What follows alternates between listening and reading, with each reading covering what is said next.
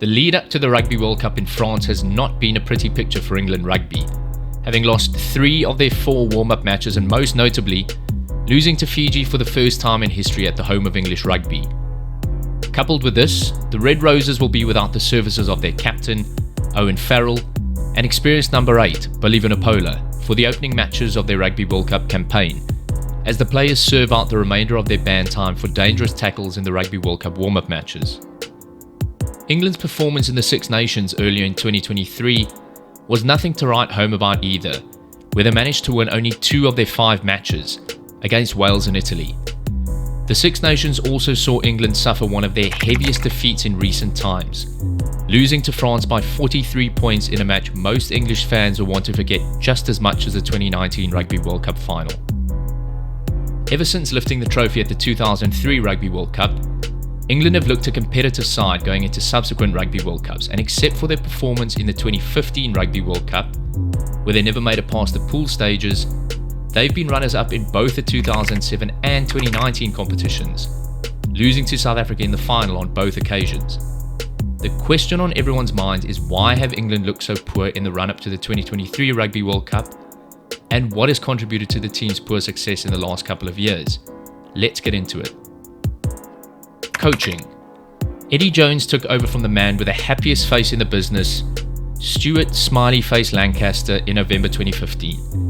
We think Lancaster may have smiled once during his reign as England boss, but this was purely accidental. Jones has a well-known track record of turning things around for a team that's been down and out. He took the ACT Brumbies to their very first Super 12 title in 2001, becoming the first team outside of New Zealand to win the competition. In 2007, Jones was appointed by Springboks head coach Jake White as technical advisor and was instrumental in the Springboks eventually winning the 2007 tournament. Jones then went on to secure the head coaching role in 2012 for the Japan national side and led Japan to probably one of the biggest upsets in Rugby World Cup history, beating South Africa in Brighton in the 83rd minute in the 2015 Rugby World Cup pool stages. This victory was so famous that they eventually made a movie about it. After England's humiliating exit from the 2015 Rugby World Cup, in classic Eddie Jones fashion, Jones swept in to pick up a broken England team and went on to take the team down a similar impressive winning road to his previous appointments. Under the watchful eye of Jones, England claimed back-to-back Six Nations titles, including 1 Grand Slam. England also went on to win 18 consecutive international tests under Jones, a record shared jointly with New Zealand. 2019 would see Jones lead England to their first Rugby World Cup final since 2007, but in December 2022, the RFU would sack Jones for continued poor performances throughout 2022. Despite this poor showing in 22, Jones left the post as the most successful England coach in history, with a 73% win rate, even surpassing that of Sir Clive Woodward's 71% as head coach. There has been a lot of debate in the media that a significant bump in the road for English rugby may have come at the handover of the team from Jones to now coach Steve Borthwick.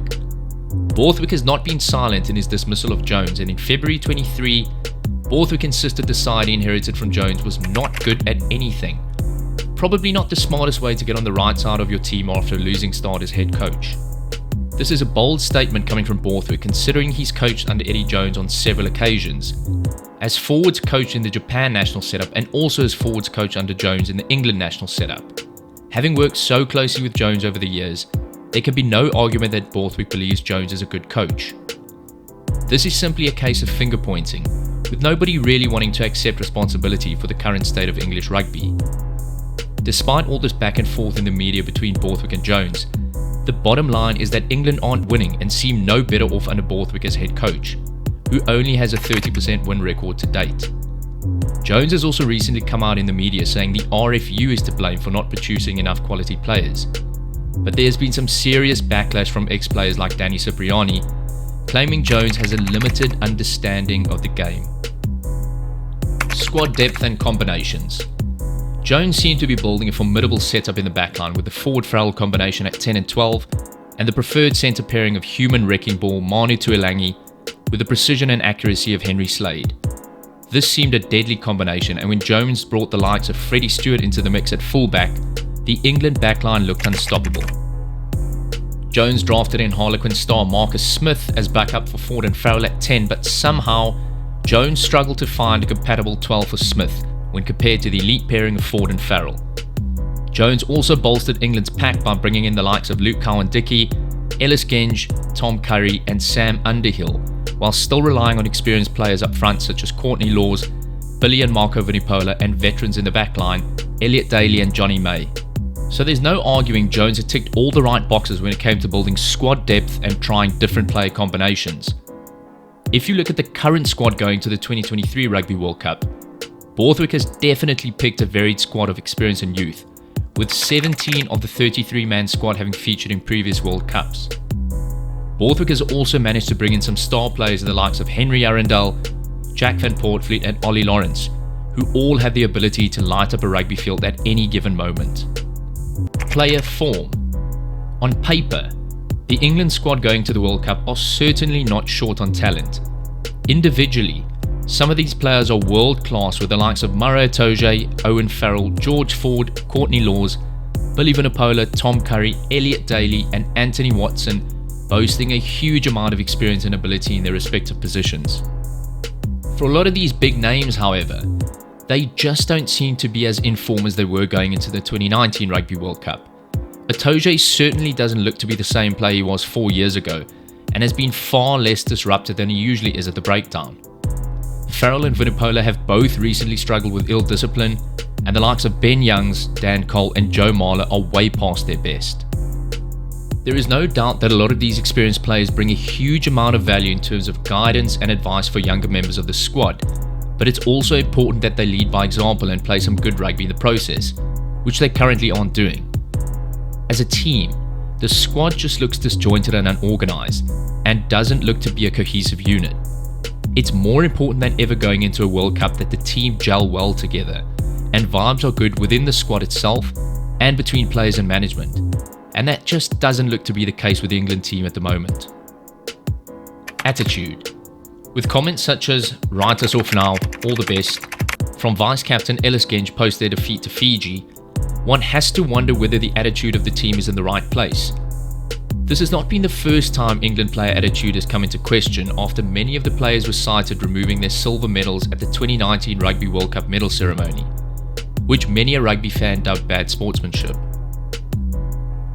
Owen Farrell's outburst at Dan Biggar after his dangerous tackle on Taine Basham is another example of how the team should not be conducting themselves on the rugby field, and is a prime example of how not to behave after you potentially seriously injured someone with a shoulder to their head.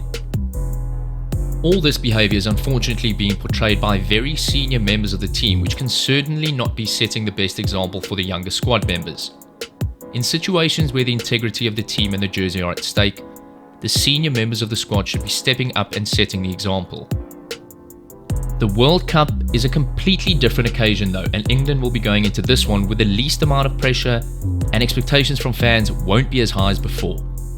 England has some serious playmakers with the likes of Henry Arundel and Marcus Smith capable of blasting a game wide open.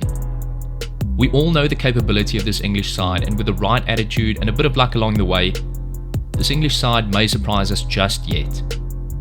Let us know what you think of England's chances in the comment section. Thanks for watching, and until next time, take care of yourselves and happy rugby.